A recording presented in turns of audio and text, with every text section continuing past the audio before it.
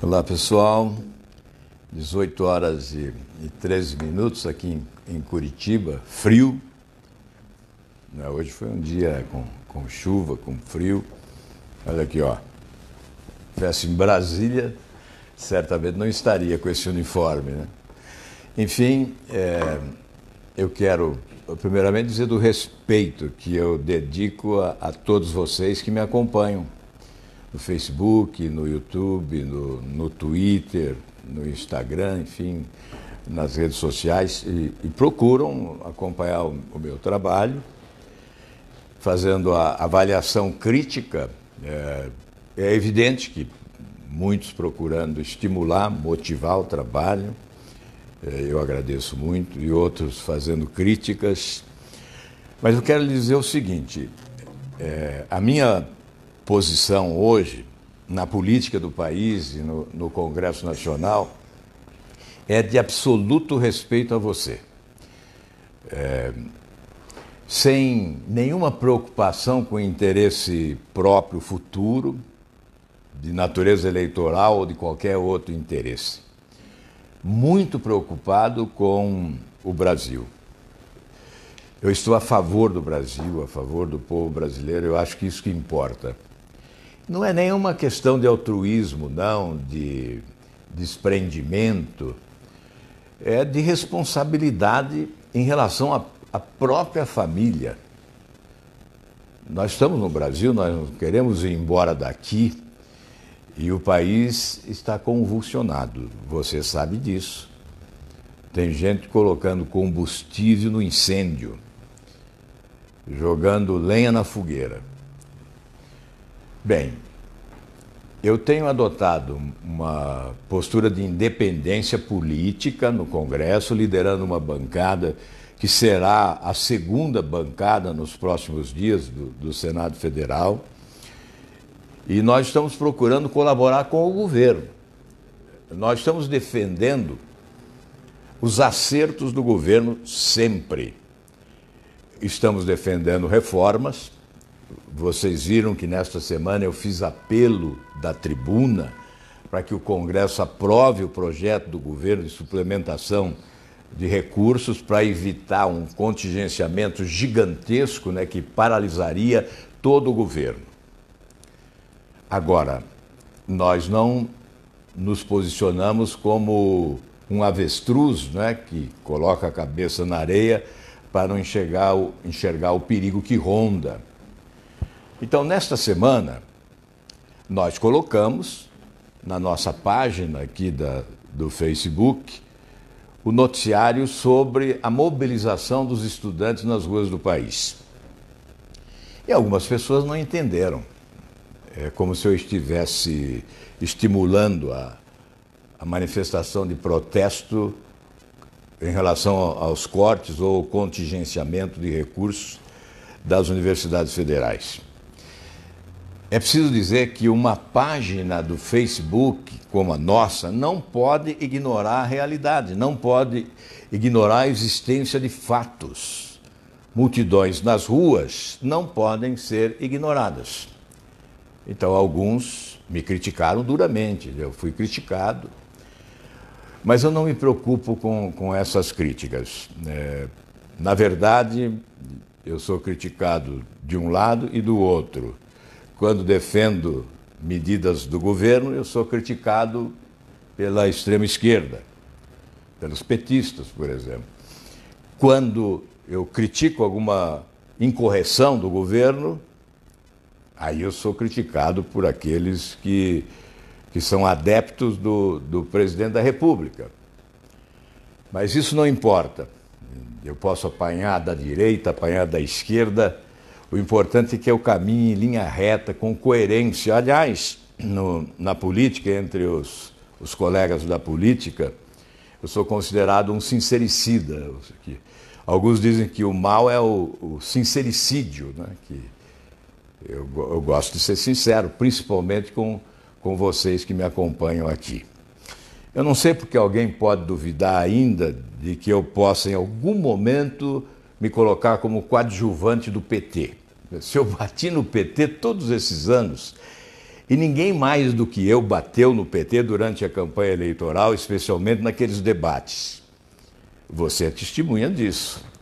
Então, alguém colocar aqui, como alguém colocou, né, nessa página do Facebook, que eu quase fui para a manifestação, que, enfim, que eu estava apoiando o PT. Olha, o que eu quero nesse momento, antes que eu me esqueça, é condenar os oportunistas que foram para essa manifestação tentar tirar proveito de natureza partidária.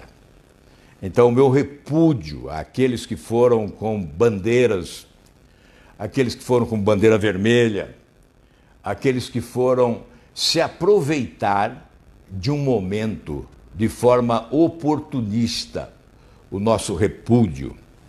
É evidente que nós temos que entender que estudantes podem se manifestar livremente, exercitar a democracia na sua plenitude, ir para as ruas, sim, quando entender que é preciso ir para as ruas. Agora, esses politiqueiros não têm o direito de se aproveitarem deste momento e com oportunismo tentar levar vantagem, porque compromete a sinceridade da manifestação. Desvalorizam a manifestação. Este é o protesto que eu lavro aqui contra aqueles que se valeram desta oportunidade para tentar ganhar politicamente. Bem, em relação à questão, já abordei várias vezes, né, que nós achamos que o corte é necessário. Outra coisa, também eu não posso admitir que defendam os cortes tentando apelidá-lo de contingenciamento. É contingenciamento, não há dúvida nenhuma, é contingenciamento, mas o que não podem é tentar convencer a todos que esses recursos voltarão. Isso nunca ocorreu. Nós sempre tivemos contingenciamentos. O PT fez contingenciamentos gigantescos para alcançar o superávit primário. Contingenciamento para evitar violar a regra de ouro, que implica crime orçamentário, que leva ao impeachment do presidente. O PT fez. Contingenciou, sim, fez contingenciamentos gigantescos na educação. O presidente Lula fez, a presidente Dilma fez. Eles fizeram, mas o dinheiro não voltou. Esse contingenciamento é necessário? É, mas ele tem que levar em conta prioridades. Ele deve ser estabelecido em razão das prioridades. E não se diga que esse dinheiro volta em setembro. Ele não volta. Em setembro, a situação se agravará. Se o Congresso não aprovar esta suplementação de recursos de 248 bilhões, aliás, esse projeto é superfaturado, porque não havia necessidade de 248 bilhões para pagar a conta anunciada, não é? Eu acho que com menos se evitaria o crime orçamentário. Pelas contas do Instituto Fiscal Independente, seriam necessários pouco mais de 92 bilhões. Mas não há problema, nós estamos defendendo a aprovação desse projeto que propõe uma suplementação no valor de 248 bilhões de reais de recursos para que o governo possa pagar os benefícios da prestação continuada, outros benefícios previdenciários, possa também saldar os compromissos da Bolsa Família, né, do Bolsa Família e também do Plano Safra. E é o que o governo anuncia, que esses recursos serão aplicados nestas áreas. Então, nós estamos defendendo a aprovação. E se o Congresso não aprovar, aí nós teremos um contingenciamento bem maior do que aquele feito até aqui pelo governo Bolsonaro. E não há dúvida nenhuma que haverá uma paralisação total da máquina pública em setores essenciais, educação, saúde, segurança, etc., se esse projeto não for aprovado em tempo. Em tempo, eu digo, é até o final de junho. Nós vamos continuar defendendo a aprovação do projeto.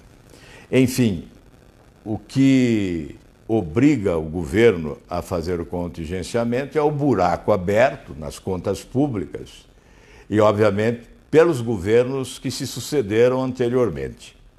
Então, não está na coluna de débito do atual governo esse buraco.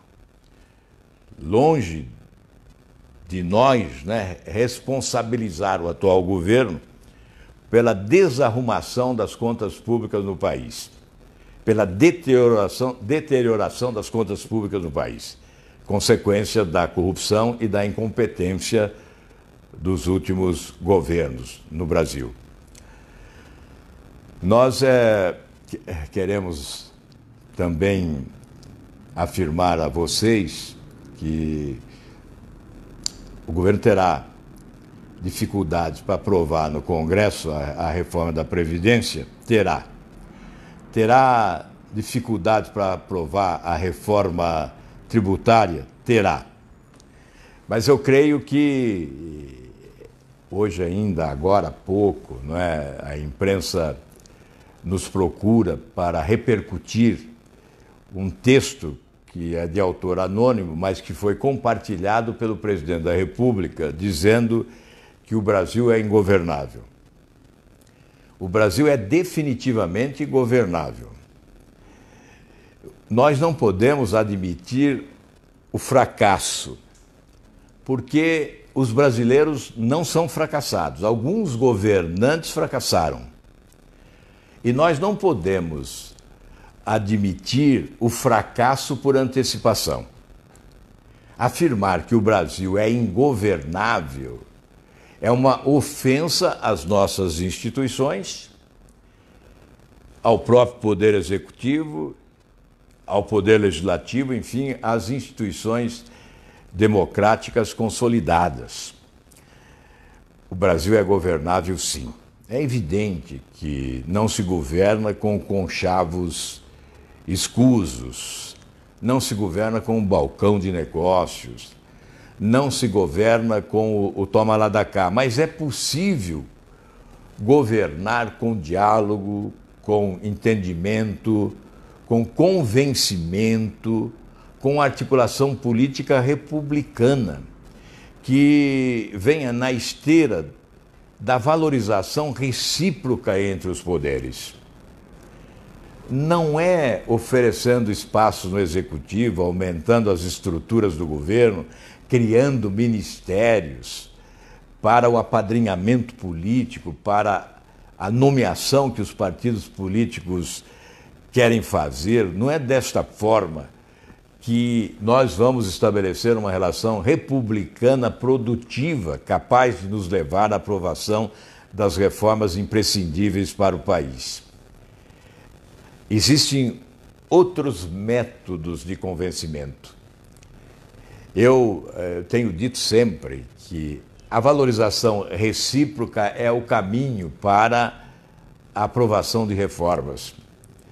Como se valoriza um parlamentar? Se valoriza priorizando os seus projetos. Então, nós temos, só em relação a esse pacote anticrime, anticorrupção e antiviolência do Ministério da Justiça, eu tenho 13 projetos. No Senado temos 80 projetos.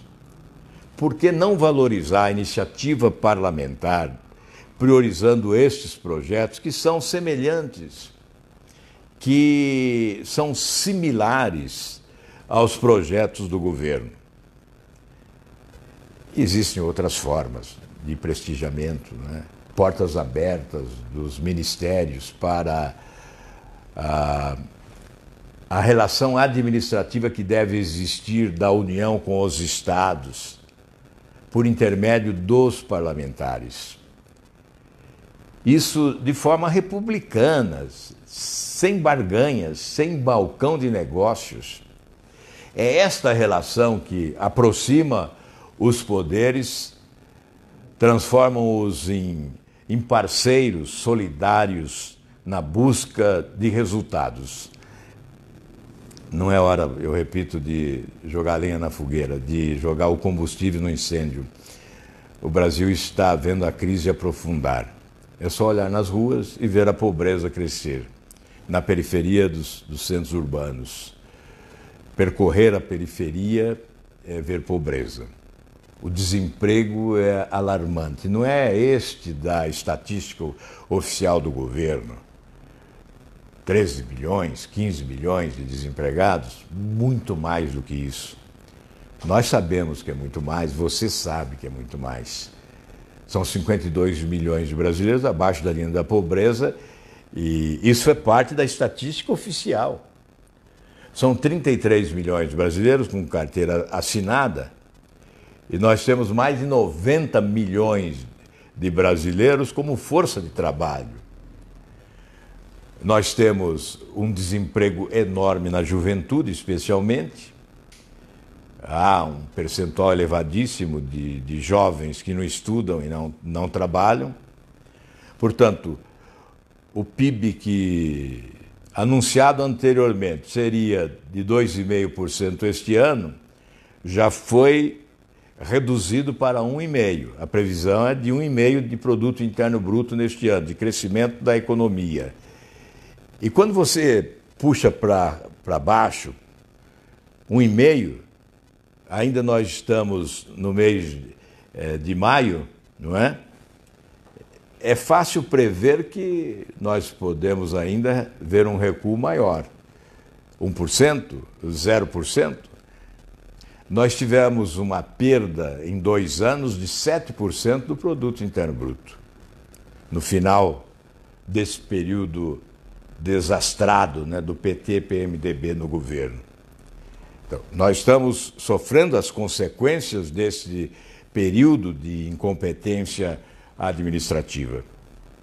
Então, é preciso pensar na nossa responsabilidade de contribuir para que as mudanças ocorram e, certamente, sem esse entendimento entre os poderes, nós não chegaremos à aprovação de reformas importantes para melhorar a vida dos brasileiros. Enfim, eu quero concluir agora dizendo que nós vamos continuar nesta mesma estrada, né? É na estrada da independência política, apoiando as medidas corretas do governo, as reformas essenciais para o país, mas nós não somos obrigados a passar a mão na cabeça de quem quer que seja e contemporizar com erros, com desvios que eventualmente possam ser praticados. Então, essa é a compreensão que eu quero pedir. Não esperem condescendência, cumplicidade em relação ao erro. Nós não seremos coadjuvantes do erro. Não seríamos dignos de representar o povo do Paraná e do Brasil se nós não tivéssemos esse tipo de comportamento, de independência em relação ao governo e, obviamente, procurando defender as ações corretas do governo quando elas significam atender o interesse coletivo. Enfim, muito obrigado a todos vocês, um ótimo final de semana. E nós voltaremos, certamente falaremos amanhã novamente. Um abraço, uma boa noite a todos.